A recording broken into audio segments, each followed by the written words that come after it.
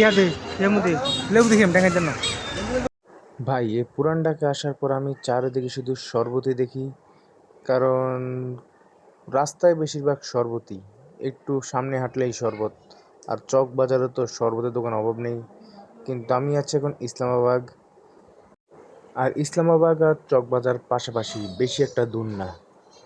তারপর কাকা আমাকে বলল, ট্যাঙের শরবত খাবি নাকি লেবুর? তা আমি বললাম, ট্যাঙের শরবত ভালো লাগে না, লেবুরই দেন, লেবুর শরবতই খাওয়া যাক।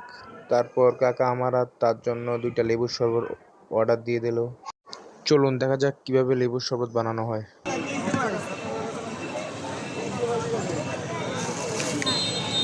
আটা মাটা চার মাস।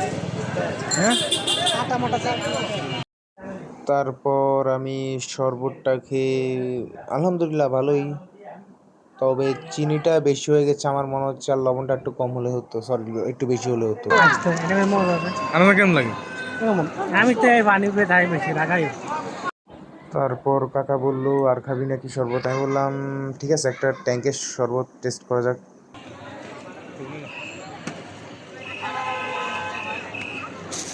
বইয়ের টের দিক।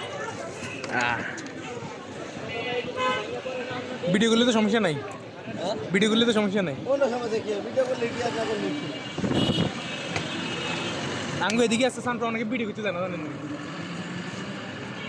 এটা জানে চলে ভিডিও বেশি বুঝছ না। ভিডিও করলে কি হয়েছে হয়তো ভিডিও করে আমরা লয়ে যাবো কে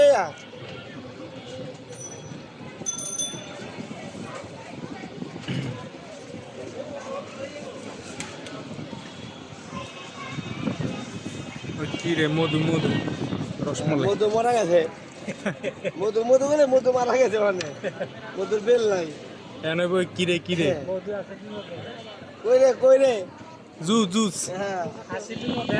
হ্যাঁ না বেটা তো অবস্থা খারাপ হয়ে গেছে। বেটা বেটা বিজ্ঞাপুর এটা ভাই দেন।